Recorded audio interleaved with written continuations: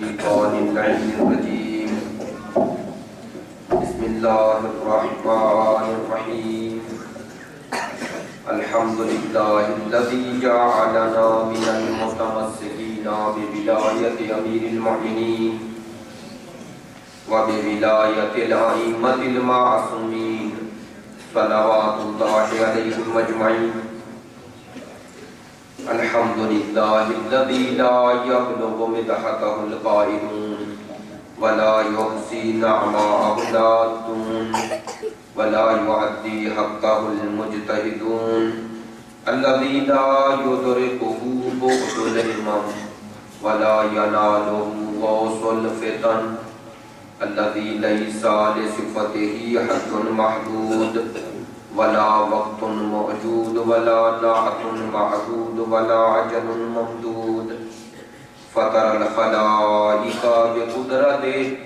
ونشر الرياح برحمته والصلاة والسلام على سيدنا ومولانا حبيبنا وحبيب قلوبنا شفيعنا وشفيع ذنوبنا أبي القاسم محمد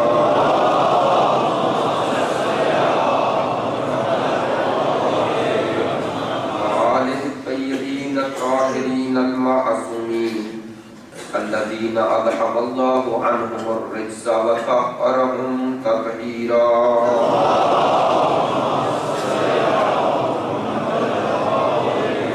واللعنة الدائمة على منكري فضائلهم وغاصبي حقوقهم من الآن إلى قيام يوم الدين أما بعد فقد قال سبحانه وتعالى في كتابه المجيد بسم الله الرحمن الرحيم ومن يبتغ غير الإسلام دينا فلن يقبل منه وهو في الآخرة من الخاسرين رب اشرح لي صدري ويسر لي أمري واحلل عقدة من لساني يفقهوا قولي إن الله وملائكته يصلون على النبي يا أيها الذين آمنوا صلوا عليه وسلموا تسليما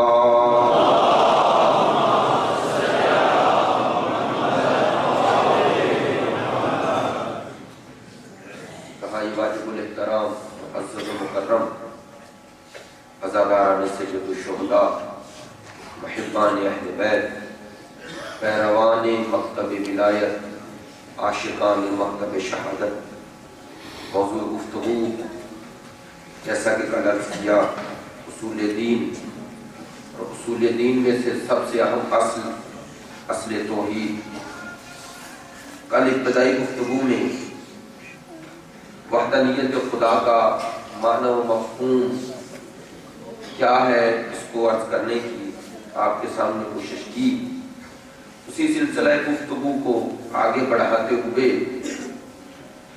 عرض کرنا ضروری سمجھتا ہوں کہ جیسا کہ آپ سب حضرات اس بات سے مومنین کرام مطلع ہیں کہ مکتب اہل بیت میں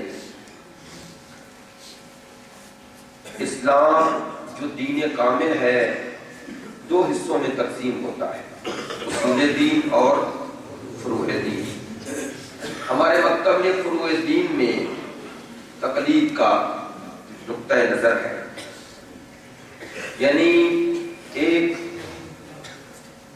عادل اور عالم کی جسے ہم اپنی اصطلاح میں مجتہد کہتے ہیں اس کی تقلید کرنی ہے اور اس کے فتاوی پہ عمل کرنا ہے لیکن ایک شرط ہے کہ یہ تقلید کا دائرہ فروع دین میں ہے اصول دین میں نہیں ہے یعنی اصول دین میں تقلید نہیں اس کا معنی کیا ہے کہا اس لیے کہ اصول دین یعنی دین کی جو بنیاد اور اساس ہے خدا یہ نہیں چاہتا کہ اس اساس اور بنیاد کو تم صرف ایک سلوات پڑھ لیں بلند آواز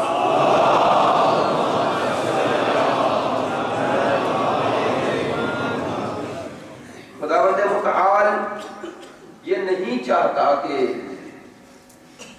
آپ دین کی اساس اور بنیاد کو صرف اس بنیاد پر قبول کر لیں کہ ہم مسلمان گھر میں پیدا ہو گئے، یا صرف اساس اور بنیاد پر قبول کر لو کہ فلاں نے مجھے کہا خدا ایک ہے، بغیر دلیل طلب کیے ہوئے تم اسے قبول کر لو، خدا اسے پسند نہیں کرتا۔ توجہ فرمائیے گا، یعنی خدا چاہتا ہے کہ اس دین کو قبول کرنے کے لیے تمہارے پاس دلیل ہونی چاہیے۔ فروع دین کا دائرہ اصول دین کے بعد ہے، یعنی خدا کہتا ہے اس دین میں داخل ہونے کے لیے تمہیں تقلید نہیں چاہیے، تحقیق چاہیے، تمہیں تحقیق چاہیے، تقلید نہیں چاہیے۔ اور امت کی گمراہی کے انحطاط کے زوال کے اسباب میں سے ایک سبب یہ ہے کہ جہاں تحقیق چاہیے تھی وہاں امت نے تقلید شروع کر دی، اور جہاں تقلید چاہیے تھی وہاں تحقیق شروع کر دی۔ مسائل میں تقلید ہے وہاں سوال شروع کر دیے، اور جہاں سوال کا مورد ہے وہاں آنکھیں بند کر کے قبول کرنے کی رٹ لگا دی۔ جن کے بارے میں تحقیق کرنا چاہیے تھی ان کی تقلید کر رہے ہیں، اور جن کے بارے میں تقلید کرنا ہے ان مسائل میں تحقیق کی طرف دوڑ رہے ہیں۔ مکتب اہل بیت میں اصول دین میں تقلید نہیں ہے۔ دین الہی یعنی خدا یہ چاہتا ہے کہ مجھے واحد و احد مانو تو دلیل کے ساتھ، یعنی خدا چاہتا ہے کہ جب میں واحد و احد ہونے کے باوجود یہ نہیں چاہتا کہ تم میری وحدانیت کو بغیر تحقیق کے قبول کرو، بغیر دلائل کے قبول کرو، تو وہ خدا یہ پسند کیسے کرے گا کہ اس کے بعد جو سلسلہ ہدایت آگے بڑھا ہے اس کے نمائندگان کا اسے بغیر تحقیق کے قبول کر لو۔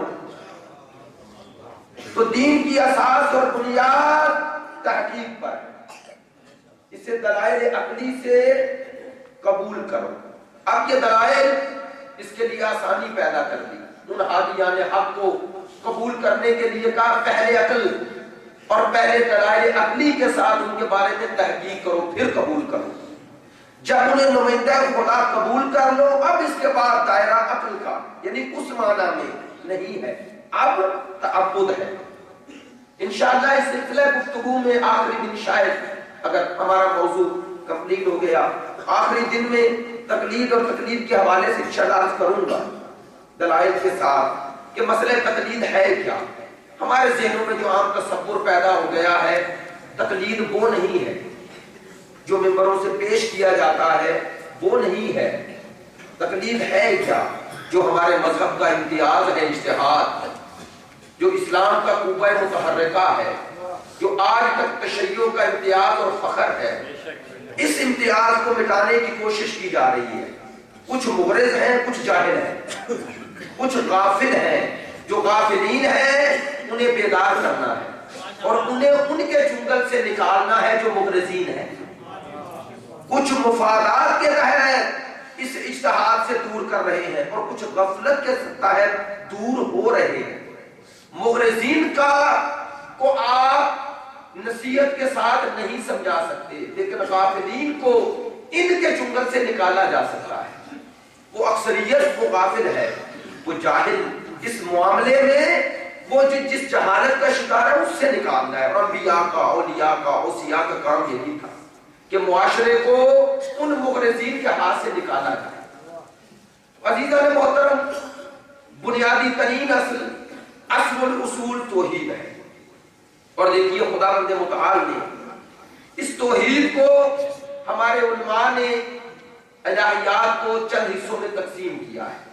کہا ایک معرفت خدا معرفت عقلی ہے، معرفت عقلی ہے، پھر کہا معرفت قلبی ہے، پھر اس سے بالا تر معرفت وحی ہے، یعنی وحی کے ذریعے جو اس کی معرفت ہوتی ہے۔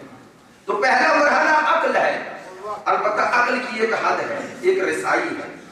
عقل یہ بتاتی ہے کہ اس کائنات کا انسان ہونا چاہیے، یہ نہیں ہو سکتا کہ کائنات خود بخود بن جائے۔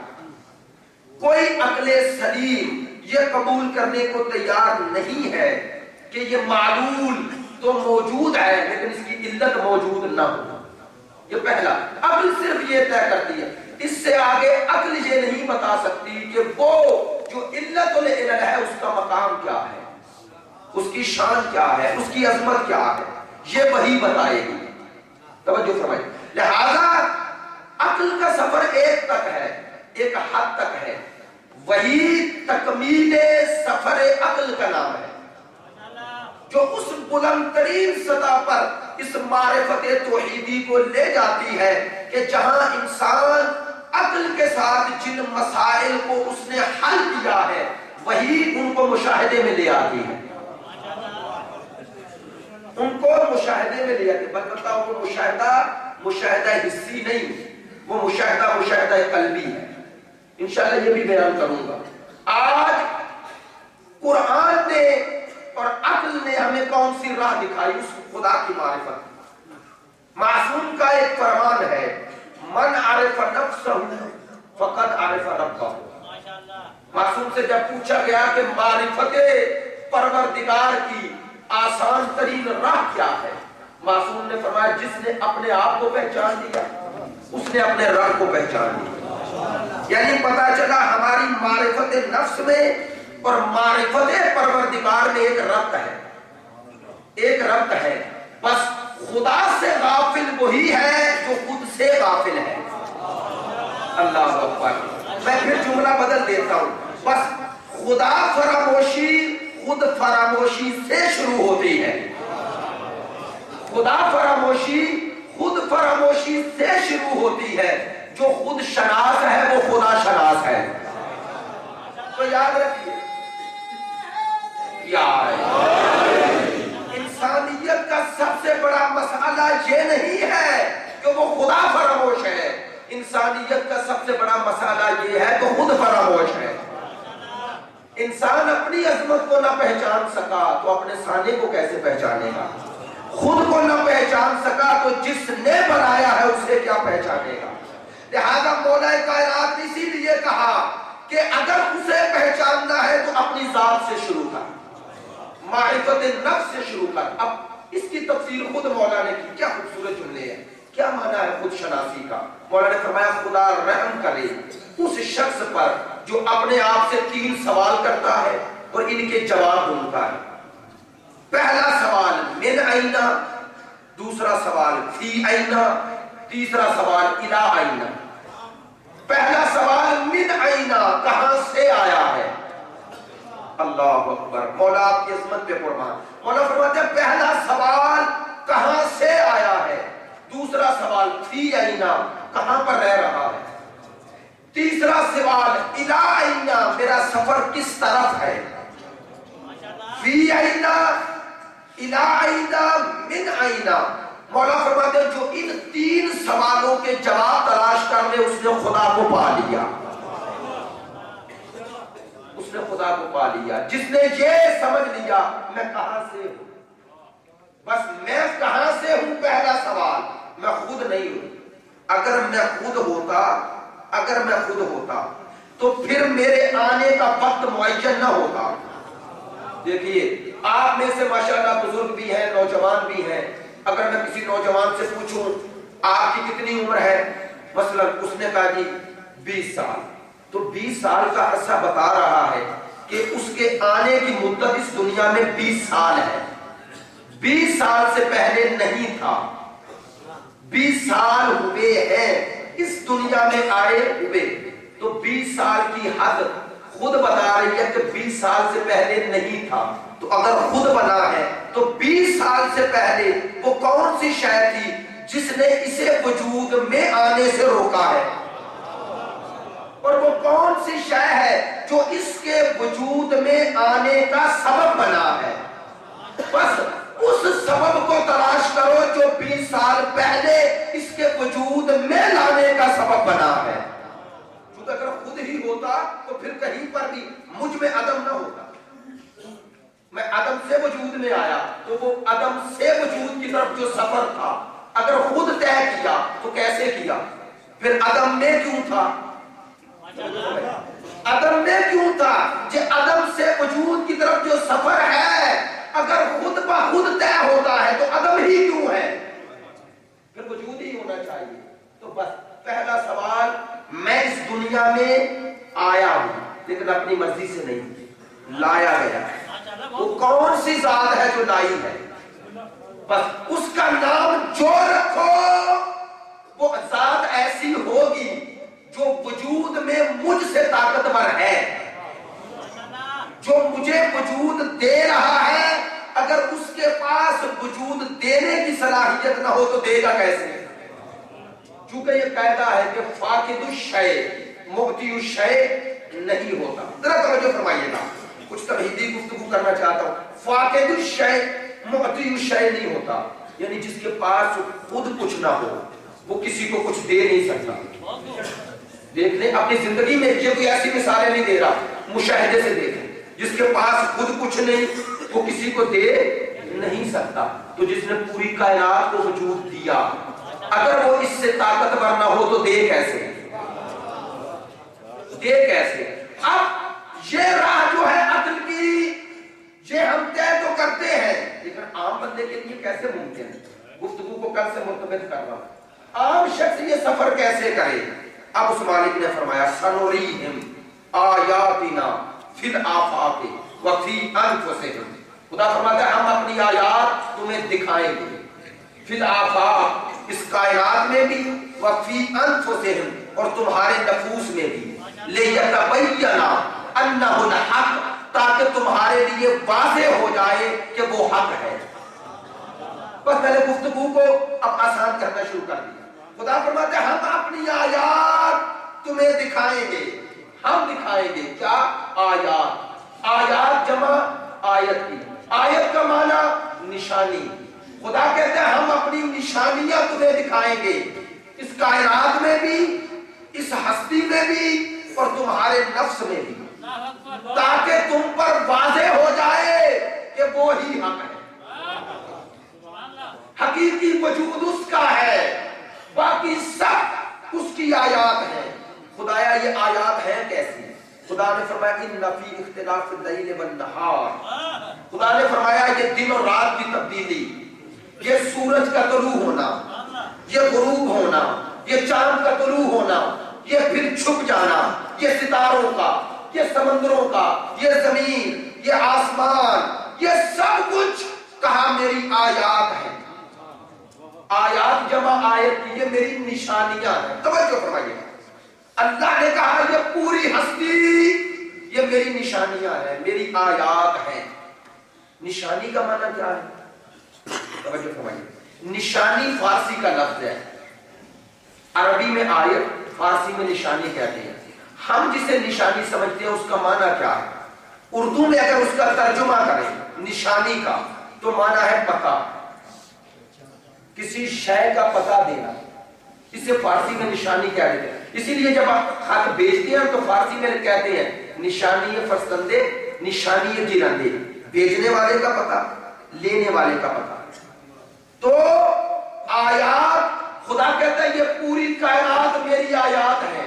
توجہ فرمائیے گا، یعنی ان میں میری نشانیاں ہیں. خدا کہتا ہے یہ پوری کائنات میرا پتہ دے رہی ہے جو ان آیات سے صاحب آیت تک پہنچے. تو اللہ نے اس ہستی کو، اس کائنات کو کیا کہا؟ یہ میری آیات ہیں، یعنی انہیں دیکھو اور مجھے پہچانو. یہ آسمان کا چھت ذرا غور کرو، یہ کس کے سہارے کھڑا ہے؟ یہ چھت ان دیواروں کے سہارے، یہ چھوٹی سی چھت کے لیے دیواریں چاہیے، اور یہ وہ چھت جو شرق سے غرب اور شمال سے جنوب تک ہے، آخر کس نے اسے کھڑا کیا ہوا؟ خدا کہتا غور کرو، یہ زمین کا بچھونا، یہ پانی پر یہ زمین کیسے قائم ہے. خدا کہتا غور کرو، یہ سمندر میں جو کشتی چل رہی ہے اسے چلانے والے تم نہیں ہو. اگر پانی کی رفتار تیز کر دوں تمہارے چاہنے کے باوجود کشتی ادھر نہیں جائے گی جدھر تم چاہو گے، یہ ادھر جائے گی جدھر پانی کا رخ ہے. خدا کہتا ہے یہ میری آیات ہے، یہ میری نشانیاں ہیں، انہیں دیکھو اور مجھے پہچانو۔ میرے دوستو، میں نے یہ بات تمہیدن کیوں کی؟ تاکہ آپ متوجہ ہو جائیں۔ تو خدایا تو نے ہمیں اپنی ذات کی شناخت کے لیے ان آیات کی طرف متوجہ کیا، آیات کی طرف متوجہ کیا۔ مثلا تو نے کہا زمین کا بچھونا دیکھو، آسمان کا چھت دیکھو، سمندروں کی طغیانی دیکھو، یہ چاند کا چمکنا، یہ سورج کا چمکنا، یہ دیکھو، یہ ستاروں کا چمکنا، یہ دیکھو اور پہچانو، یہ میری نشانیاں ہیں۔ خدایا ہمارے لیے تو یہ نشانیاں ہیں، کیوں؟ چونکہ جب ہم دنیا میں آئے یہ پہلے تھی۔ میری بات پہ توجہ فرمائیے گا۔ ماشاءاللہ پڑھے لکھے دوست آتے ہیں، اسلام آباد کا سنجیدہ ترین مجمع ہے، توجہ فرمائیے گا۔ کہا ان آیات کو دیکھو اور مجھے پہچانو۔ خدایا ہمارے لیے تو یہ آیات ہیں، اگر میں کسی سے سوال کروں اس کے وجود پہ دلیل کیا ہے، وہ یہی جواب دے گا، یہ چھت دیکھو، یہ زمین دیکھو، یہ ستارے دیکھو، یہ سمندر دیکھو، یہ دریا دیکھو۔ کیوں؟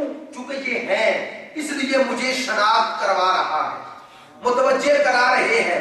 خدایا ہم تو ان آیات کے ذریعے پہچانے، کیوں؟ چونکہ یہ آیات پہلے ہیں، ہم بعد میں۔ اگر کوئی ایسی مخلوق ہمیں نظر آ جائے جو تب بھی تھی جب یہ سب کچھ نہیں تھا،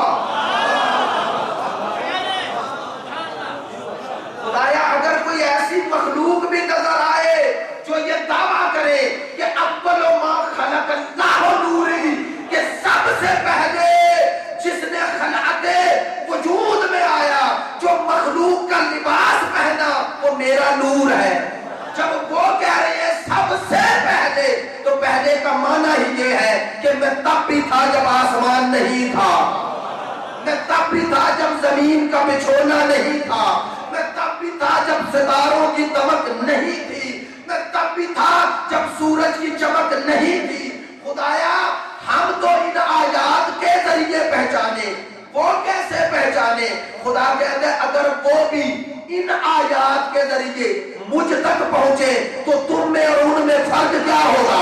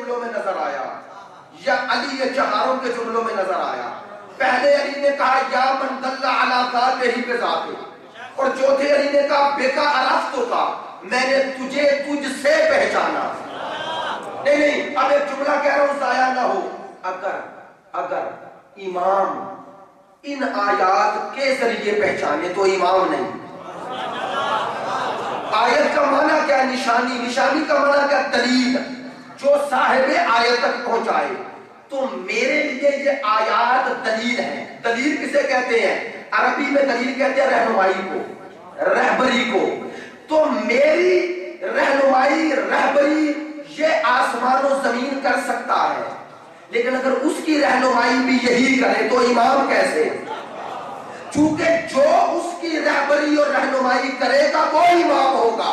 یہ نہیں، امام ہو ہی ہو سکتا ہے کہ وہ اس کو اس سے پہچانے اور پوری کائنات اس کو اس سے پہچانے۔ یا اب مجھے اور وضاحت کرنا پڑ رہی ہے، نہیں یہ راز نہ کھلتا۔ اب ایک جملہ اور کہہ رہا ہوں، ماشاء آپ سے بہتر اس کی قدر کون جانے گا. یہ پوری کائنات اس کی آیات، لیکن فرق ہے، یہ پوری کائنات آیات ہیں لیکن یہ آیات اس کی کا پتہ ویسا دیتی ہیں جیسی یہ خود ہے، نہ ویسا جیسا وہ ہے. ہائے ہائے ہائے. لیکن انسان کامل امام اس کا پتہ ویسے نہیں دیتا جیسا وہ ہے، ویسے دیتا ہے جیسا وہ ہے. وہ انسان کامل ہے، باقی سب میں کمال نسبی ہے اور اس میں کمال مطلق ہے. آئے ہائے. اب اس جملے پر غور کیجئے گا، نسبی دوسرے کی نسبت ہوتا ہے اور مطلق وہ ہوتا ہے جس میں کامل کمال ہو، کسی اعتبار سے نقص نہ ہو. وہ انسان کامل امام انسان کامل تب بنے گا کہ سب اس سے اسے پہچانے گا. نہیں، یہ پوری کائنات آیات ہیں لیکن یہ اس کا پتہ ویسے دیتی ہیں جیسے خود ہے، اور وہ انسان کامل ویسے دیتا ہے جیسے وہ ہے. یعنی جو اس کے لائق ہے یہ راز نہ کھلتا کہ یہ کتنی آیات ہیں، ان کی ظرفیت کیا ہے اور وہ آیت کیسی ہے، یہ راز نہ کھلتا اگر صاحب منبر سلونی خود نہ کہتا. جب کسی نے پوچھا یا علی یہ ساری کائنات آیات ہیں، ان آیات میں آپ کا کیا مقام ہے، ان آیات میں آپ کا کیا مقام ہے، مولا نے عجیب جملے فرمائے. فرماتے ہیں ما کان للہ آیتن اکبر منی، خدا کی قسم اس پوری کائنات میں کوئی ایسی آیت نہیں ہے جو مجھ سے اکبر ہو. اللہ اکبر. پوری ہستی کے مقابلے پہ مولا کہہ رہے ہیں میں آیت اکبر، اور پوری کائنات آیت اصغر. میں ہوں آیت اکبر، پوری ہستی یا آیت اصغر. میرے استاد محترم کے بڑے پیارے جملے ہیں، میری عادت نہیں ہے کہ بخل کروں. توجہ فرمائیے گا، آیت اکبر آیت اصغر، اکبر کے مقابلے پہ اصغر ہوتی ہے. اصغر کا معنی کیا ہے اور اکبر کا؟ عدد بڑا اور چھوٹا بنتا کیسے ہے؟ دو بڑا عدد ہے یا ایک؟ دو بڑا ہے. کیوں؟ اس لیے آپ کا جواب یہ ہوگا دو اس لیے ایک سے بڑا ہے کہ جو کچھ ایک کے پاس ہے وہ دو کے پاس ہے، لیکن جو کچھ دو کے پاس ہے وہ ایک کے نہیں ہے، ورنہ وہ دو نہ بنتا. ہائے ہائے. اگر اس کے پاس وہ نہ ہو جو ایک کے پاس ہے تو ایک نہ بنے، اور اگر ایک سے بڑے نہیں تو دو نہ بنے. توجہ فرمائیے گا. تو دو عدد اکبر، ایک عدد اصغر. کیوں؟ جو کچھ ایک کے پاس ہے دو کے ہے، جو کچھ دو کے پاس ہے وہ ایک کے پاس نہیں ہے. 100 ایک سے لے کر 99 تک سے بڑا. کیوں بڑا عدد ہے؟ اس لیے کہ جو کچھ ایک سے 99 تک کے پاس ہے وہ 100 کے ہے، لیکن جو کچھ 100 سے ملے گا وہ ایک سے لے کر 99 تک کے پاس بھی نہیں ملے گا. اگر میری بات آپ تک پہنچی اب سمجھو علی کے جملے کا معنی کیا ہے. علی فرماتے ہیں پوری کائنات ہے آیت اصغر، میں ہوں آیت اکبر. پوری کائنات پوری ہستی ہے آیت اصغر اور میں ہوں آیت اکبر. اس وقت تک کوئی اکبر آیت بن نہیں سکتا جب تک جو کچھ پوری کائنات میں ہے اس کے وجود میں نہ ہو اور جو کچھ اس کے پاس ہو وہ کہیں سے نہ ہو.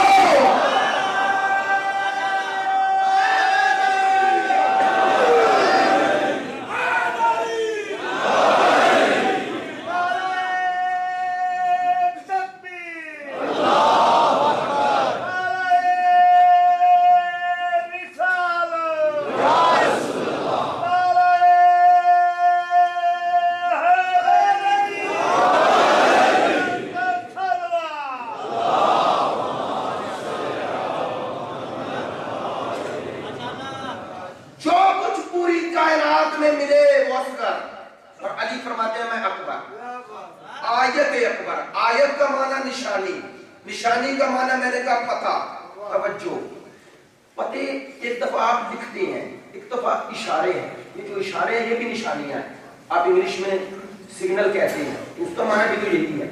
یہ جو سگنل ہے دو طرح کے ہوتے ہیں نا، ایک الیکٹرانک ہے اور ایک ایسے نشان لگا دیا جاتا ہے. یہ تیر کا نشان ہے، G9 مرکز تیر کا نشان ہے. کیا معنی اس کا؟ کہ G9 اس طرف ہے، یہی ہے نا. وہ سگنل، وہ نشانی بتا رہی ہے کہ اس طرف جانا ہے. بس نشانی کا کام یہ ہے کہ صاحب نشان تک پہنچائے. نشانی کا کام یہ ہے صاحب نشان تک پہنچائے. اب توجہ فرمانا، مولا آپ کے جملوں پہ قربان. علی نے فرمایا میں آیت اکبر ہوں کہ اگر اس تک پہنچنا ہے تو سب سے بڑا راہ، سب سے عظیم راہ اگر کائنات میں کوئی ڈھونڈنا چاہتے ہو جو اس تک پہنچائے تو وہ میں ہوں. توجہ، وہ میں ہوں. علی اس خدائے اکبر کی نشانی اکبر. میں نے کہا سگنل، نشانی کا معنی ہوتا ہے صاحب نشان تک پہنچانا. یہ نشان بنے ہیں. مثلا آپ اس مسجد میں پہنچنا چاہتے ہیں، جیسے ہی آپ مڑے ایک نشانی تھی، آپ نے گاڑی کھڑی کی، اس نشانی کے پاس کھڑے ہو. اب نشانی کو دیکھ رہے ہیں اور تعریف کیے جا رہے ہیں، کہتے ہیں کیسی بڑی نشانی ہے، کیسی عظیم نشانی ہے. یہ پاکستان نے، یہ پنجاب ہائی وے اتھارٹی نے یہ نشانی جو بنائی، بڑی عظیم نشانی بنائی. آپ وہیں کھڑے رہیں، جدھر نشانی بھیج رہی ہے ادھر نہ جاؤ، یہاں نہیں پہنچو گے، وہیں کھڑے رہ جاؤ گے. قصور نشانی کا نہیں، قصور آپ کا ہے.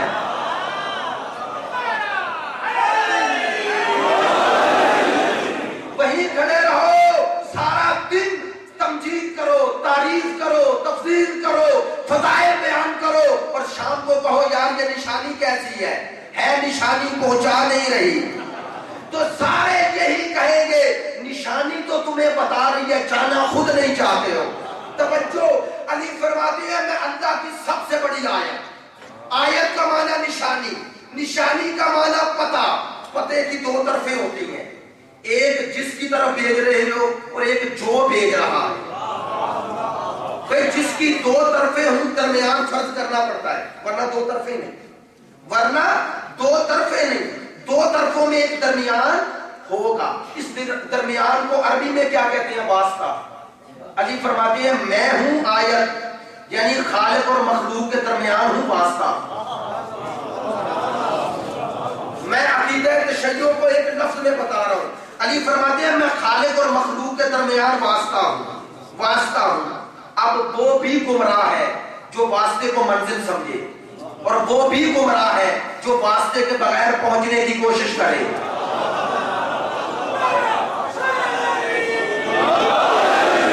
نہیں، میں ایک لفظ میں کہوں گا اور اپنے عقیدے کا اظہار یہ G9 مسجد امام صادق میں کر رہا ہوں. یقیناً آپ سب کا بھی یہی نظریہ ہے. جو آیت کو واسطے کو منزل سمجھے گمراہ، جو واسطے کے بغیر پہنچنے کا نعرہ لگائے وہ بھی گمراہ. واسطے کو منزل سمجھنا یہ نصیریت ہے، واسطے کے بغیر پہنچنے کا نعرہ لگانا یہ وہابیت ہے. واسطے کے ذریعے صاحب واسطہ تک پہنچنا یہی شیعت ہے.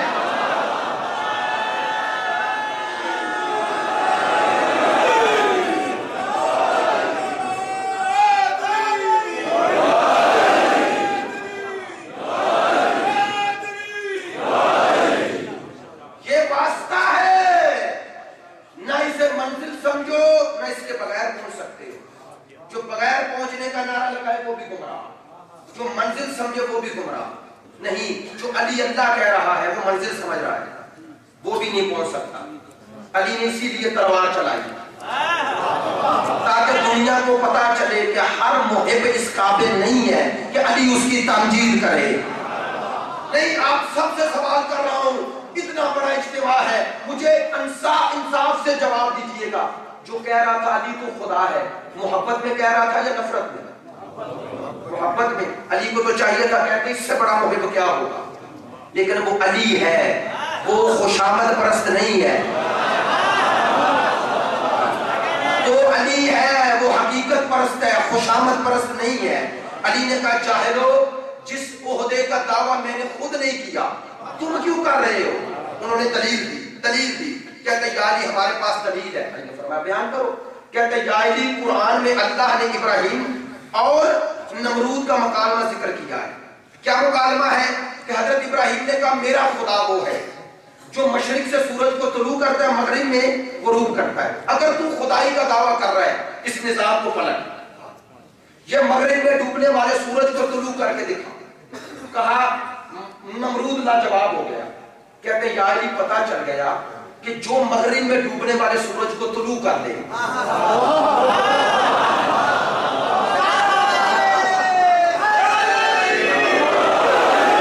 وہ خدا ہے. وہ خدا ہے. آپ نے تو نعرہ لگا دیا نا, لیکن وہ علی ہے. ہائے ہائے وہ علی ہے. ادھر انہوں نے کہا شاید ہی تو نے یہ کام کیا. علی فرماتے ہیں جاہلو میرے سامنے مجھے دلیل دے رہے ہو. کہتے ہیں ذرا تھوڑا سا آگے بھی بڑھو. علی نے فرمایا تم نے میری انگلی کے اشارے پہ اٹھتے ہوئے سورج کو دیکھا, میرے جھکتے ہوئے سر کو نہیں دیکھا.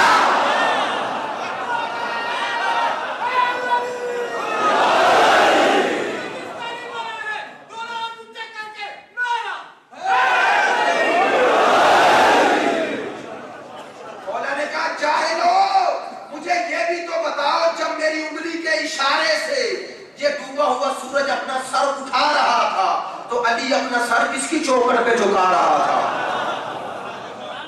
کس کی چوکھٹ پہ جھکا رہا تھا؟ تو علی کے لیے سب سے بڑا فخر, توجہ, یہ ہے اہل بیت کی نگاہ میں شان ربوبیت. دو چیزوں پہ علی نے ساری زندگی فخر کیا. دو چیزوں پہ. پہلی چیز علی فرماتے ہیں الہی کفا بی عزن ان تکون لی ربا, میری عزت کے لیے یہی کافی ہے کہ تو میرا رب ہے,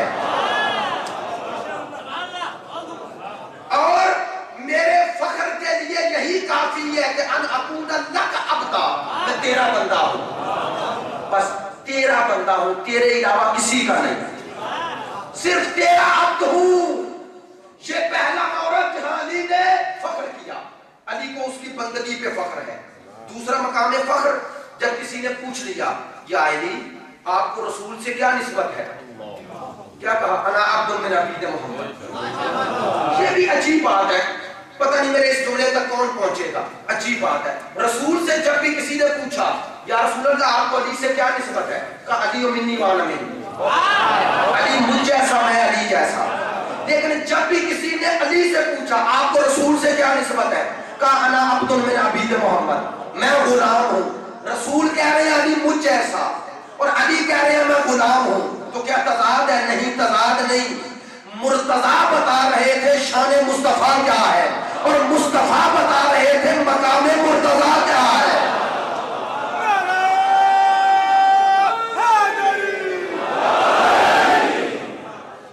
مرتضیٰ یہ بتا رہے تھے کہ شان مصطفیٰ کیا ہے, اور مصطفیٰ نے سمجھایا کہ مقام مرتضیٰ کیا ہے. تو دو چیزوں پہ علی نے فخر کیا, ایک غلامی رسول پہ, ایک بندگی خدا. بس میرے نوجوان بھائیوں یہی سمجھو, ہمارے خلاف جو کچھ زبان استعمال کی جاتی ہے, خدا کی قسم اپنا عقیدہ کسی کے ڈر سے نہیں بتا رہا, برملا بتا رہا ہوں, اور یہی ہمارا عقیدہ ہے. ہم کہتے ہیں ایک علی کو خدا نہ بناؤ, چونکہ علی کو بندگی خدا پہ فخر ہے. ایک علی کو مصطفیٰ سے نہ بڑھاؤ, چونکہ علی کو غلامی رسول پہ فخر ہے. اس کے علاوہ علی کو جو کہو کم ہے.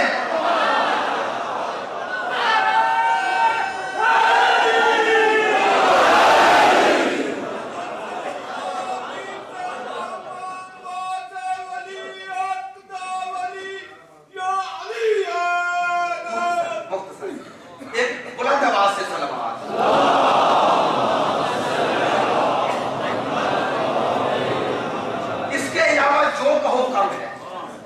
میں نے اتنا بڑا جملہ کہہ دیا جو کہو کم ہے. آپ کہیں گے اس کام میں تو انبیاء بھی آتے ہیں. ہاں بربلا کہہ رہا ہوں, علی کی برابری پیغمبر سے نہ کرو, اس غلامی پہ فخر ہے. اس کے علاوہ علی کی برابری کسی سے نہ کرو, کسی سے نہ کرو. ایک عالم دین کا بڑا پیارا جملہ ہے, وہ کہتے ہیں اگر تم کہو کہ نبی اصحاب جیسے ہیں تو یہ مقام نبوت کی توہین ہے یا نہیں؟ کیونکہ جس کا مقام انبیاء سے بلند ہے اسے اصحاب جیسا کیسے کہو گے؟ کہتے ہیں جیسے نبی کی برابری اصحاب سے کرنا یہ مقام نبوت کی توہین ہے, ویسے ہی نفس نبی کی برابری نے کہا کہ علی نفس پیغمبر ہے. نفس پیغمبر کیا کہ نبی علی نبی جیسے ہیں, ہے نا. توجہ, جیسے کا معنی کیا کہ برابر ہے, برابر ہے. اب دنیا میں اس انسان کو عقل مند کہو گے کہ آپ کہیں کہ دونوں برابر ہیں, دونوں برابر ہیں, لیکن ان میں یہ ایک ان سے افضل ہے اور یہ دوسرا ان کے برابر ہے. میری بات ایک دفعہ کہو یہ برابر ہے یہ دونوں, اور ان میں یہ ایک ان سے افضل ہے لیکن دوسرا ان جیسا بھی ہے. لوگ کہیں گے جاہل جب یہ اس جیسا ہے تو جس سے یہ افضل. میں نہیں کہتا میرا علی کس سے افضل ہے, نہ ہی مجھے پتا ہے.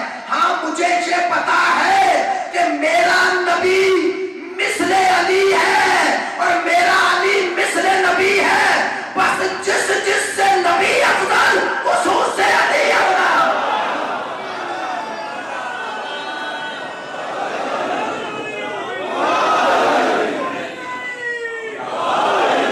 جس سے یہ نبی افضل اس سے علی. یہ دو کام نہ کرو, ایک خدا نہ بناؤ, دوسرا مصطفیٰ سے نہ بناؤ. باقی جو کہو کام ہے, جو کہو کام ہے. اور اسی علی نے اس مقام وحدانیت کو سمجھایا. مخاطب کس سے ہے؟ اپنے بیٹے سے. توجہ, بیٹا محمد حنفیہ نے سوال کیا, بابا جان مجھے خدا کی وحدانیت پر کوئی دلیل دے. بس میں نے گفتگو کو سمیٹ دیا, مجھے اس کی وحدانیت پہ کوئی دلیل دیں. کیا خوبصورت دلیل. علی فرماتے ہیں کانا لربک شریک.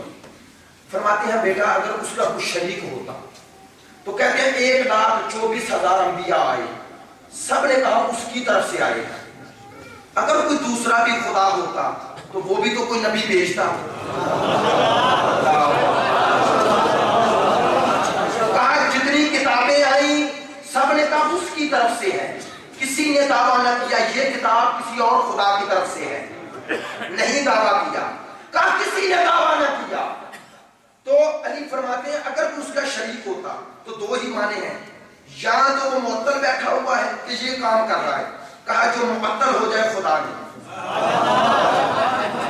یا یہ ہے وہ معطل بیٹھا ہوا ہے, یا یہ ہے کہ جو یہ کر رہا ہے وہ اس کی تائید کر رہا ہے, یعنی اس کے ساتھ مشاورت کر رہا ہے. فرماتے ہیں جو مشاورت کرے وہ بھی خدا نہیں. اس کا نظام ہونا چاہیے. کہا نظام میں ربط, یہ طلوع و غروب میں ربط, یہ بتا رہے ہیں کہ اس کو طلوع کرنے والا بھی ایک ہے, غروب کرنے والا بھی ایک ہے.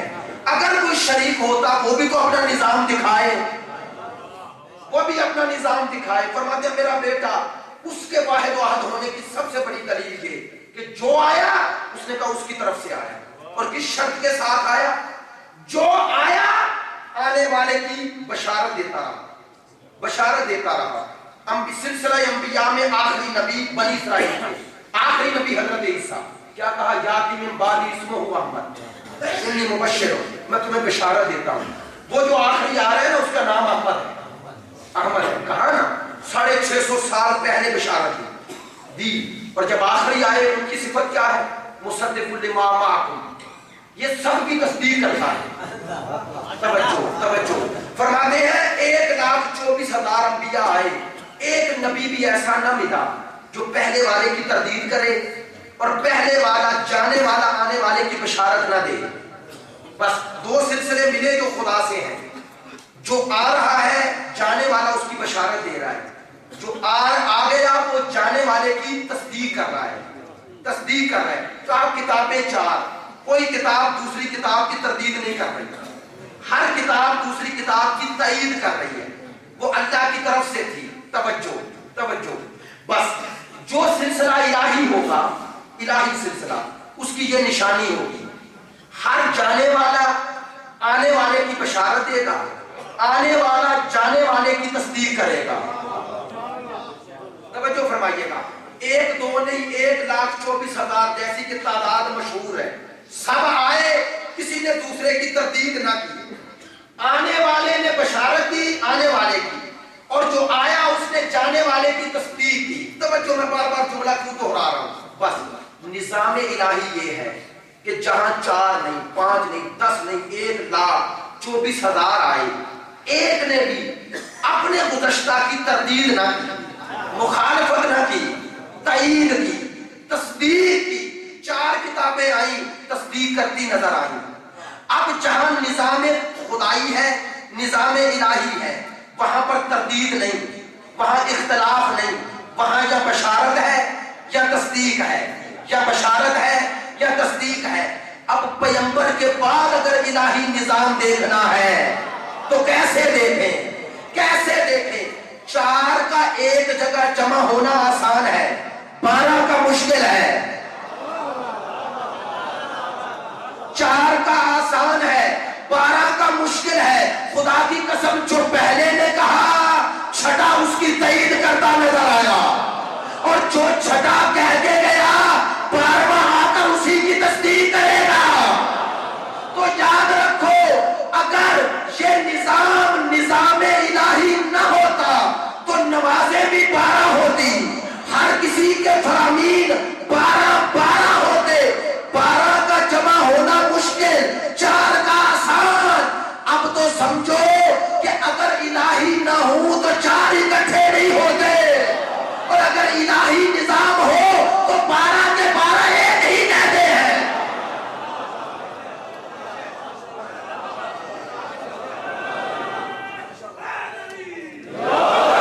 اگر اس کے بخشے ہوئے ہوں تو 12 بھی وہی کام کرتے ہیں جو 1,24,000 نے کیا، 1,24,000 نے کیا۔ اور آخری جملہ کہہ رہا ہوں، خدا کی قسم، اسی لیے جس نے پہلے محمد کی بشارت دی تھی نا، اللہ نے اسے اٹھا لیا، اسے باقی رکھا۔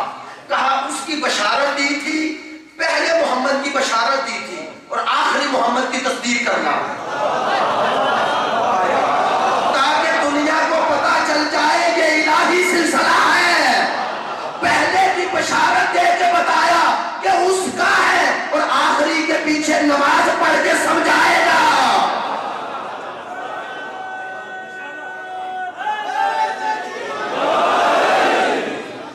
آخری کے پیچھے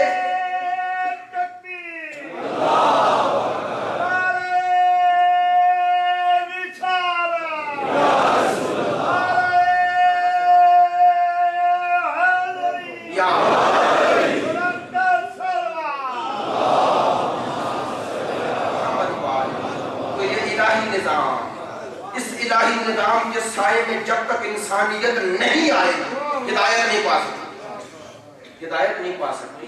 اس الہی نظام کے تحت آئے گی، اس ولایت الہیہ کے تحت آئے گی تو ہدایت پائے گی، عزت پائے گی، وقار پائے گی، اور واقعاً وہ بنی اسرائیل کا آخری نبی اس کے قدموں میں سر رکھے گا، تاکہ دنیا کو پتا چلے کہ ابن مریم اور ابن زہرا میں فرق کیا ہے،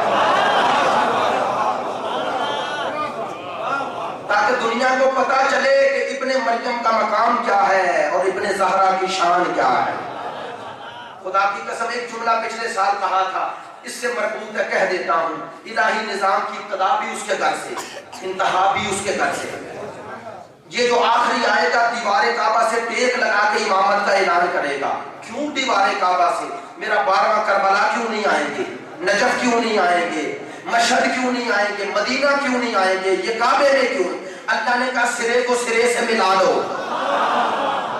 سرے کو سرے سے ملا لو، اور جہاں سے پہلا آیا تھا وہیں سے آخری آئے گا، تاکہ دنیا سمجھے الہی نظام کی ابتدا بھی مجھ سے ہے، انتہا بھی مجھ سے ہے، انتہا بھی مجھ سے ہے۔ ان کا اول و آخر خدا ہے، ان کا اول و آخر خدا ہے، ان کا اول و آخر خدا ہے۔ اور ان کا اگر اول و آخر خدا نہ ہوتا تو حسین مدینہ سے مکہ کی طرف سفر کیوں کرتا؟ حسین ڈائریکٹ کربلا نہیں گئے، مکے کی طرف سفر ہے، مدینے سے مکے کی طرف سفر ہے۔ 2 محرم کا دن گزر چکا، 2 محرم، تیسری محرم کی شب ہے۔ میں دوبارہ جملہ کہتا ہوں جو متوجہ نہیں، میں نے کہا 2 محرم کا دن گزر گئے، وہ قافلہ جو مدینے سے چلا آج منزل پہ پہنچ گیا۔ لیکن ایک جملہ کہوں، خدا کی قسم، یہ حسین کی منزل ہے، زینب کی نہیں۔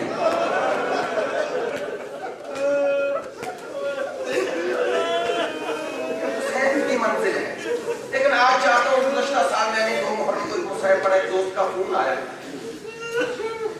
عزیزو حسین شعبان میں مکے پہنچے، شعبان، رمضان، شوال، ذیقعدہ، ذی الحج، 8 ذی الحج کو حسین مکہ چھوڑ رہے ہیں۔ نہیں، آپ متوجہ نہیں ہوئے، 8 ذی الحج کو مکہ چھوڑ رہے ہیں۔ آپ مجھ سے سوال کریں نا کہ 10 ذی الحج کو تو حج ہوتا ہے، حسین 2 دن پہلے مکہ کیوں چھوڑ رہے ہیں؟ خدا کی قسم حسین کو اللہ کے گھر کی عظمت بڑی پیاری ہے، یہ محافظ حرم الہی ہے۔ حسین اس عالمی انقلاب کے لیے راہ ہموار کر رہے ہیں، مکے کو چھوڑ رہے ہیں۔ کہتے 8 ذی الحج کو حسین کعبے کے سامنے آئے، دونوں ہاتھ پیشانی پہ رکھے، بیت اللہ تجھے بنانے والا میرا جد ابراہیم، تجھے آباد کرنے والا میرا جد اسماعیل، تجھے بتوں سے پاک کرنے والا میرا بابا علی، اگر مجھے تیری عظمت کا احساس نہیں ہوگا تو کسے ہوگا؟ کہتے ہیں کعبہ حسین کا سلام، لیکن یہ تجھے آخری سلام کر رہا ہے۔ کہا کعبہ قیامت تک ہر کوئی حج کرنے آئے گا، تیری زیارت کو آئے گا، اگر نہیں آئے گا تو زہرا کا بیٹا نہیں آئے گا۔ کعبہ میرا سلام ہو۔ کہتے ہیں بیت اللہ میں تیرا حج چھوڑ کے جا رہا ہوں، مجھے بڑا افسوس ہے، مجھے بڑا افسوس ہے، لیکن تیرے مقصد حج کو بچانے جا رہا ہوں، لہذا اس مقصد حج کو برپا کروں گا کربلا میں۔ کہا تیرا حج 10 ذی الحجہ کو ہوتا ہے، میں کربلا میں مقصد حج 10 محرم کو بچاؤں گا۔ دیکھو نا کیسی مشابہت ہے، کیسی مواصلت ہے۔ کہا تیرا حج 10 ذی الحجہ کو، میرا حج 10 محرم کو۔ کہا تیرا طواف بھی ہوتا ہے اور کربلا میں ایک طواف میں بھی کروں گا، فرق یہ ہے تیرے طواف کے 7 چکر ہیں، میرے طواف کے 70 چکر ہوں گے۔ کبھی اکبر پکارے گا، کبھی قاسم پکارے گا، کبھی یونا محمد پکارے گے، کبھی حبیب پکارے گے، کبھی حر پکارے گا۔ کہا کعبہ تیری صحیح بھی کی جاتی ہے صفا مروہ کے درمیان، لیکن فرق ہے تیری صحیح کرنے والا جب دوڑتا ہے نا وہ پیاسا نہیں ہوتا۔ ہائے جب میں صحیح کروں گا میرا 6 ماہ کا اصغر 3 دن کا بھوکا اور پیاسا ہوگا۔ کعبہ مقام منا میں تیری قربانی بھی دی جاتی ہے، لیکن فرق ہے جس کو سفند کو قربانی کے لیے لایا جاتا ہے پانی پہ لایا جاتا ہے، اسے اس دوسرے جانور کے سامنے ذبح نہیں کیا جاتا، لیکن کربلا میں جو قربانی میں دوں گا، یہاں تو بوسفند ہے وہاں فرزند زہرا ہوگا۔ کہا تجھے جب مقام منا میں قربانی کی جاتی ہے دوسرے جانور کو ہٹانے کی کوشش کی جاتی ہے، ہائے جب میں قربانی دوں گا 70 قدموں پہ بہن ہوگی، 70 قدموں پہ بہن ہوگی، عجب منظر ہوگا، ایک مقتول ہوگا کئی قاتل ہوں گے۔ بس اداکارو میں زیادہ لمبا مصائب نہیں پڑھوں گا۔ حسین نے کہا کعبہ تیرے حج سے فارغ ہونے کے بعد جب حاجی واپس جاتا ہے نا بڑا خوش ہوتا ہے، اپنے وطن پہنچتا ہے، لوگ استقبال کو آتے ہیں، کوئی گلے میں ہار پہناتا ہے، کوئی پھول نچھاور کرتا ہے، کوئی شربت پلاتا ہے، کوئی استقبال کرتا ہے، کوئی تازہ کھانے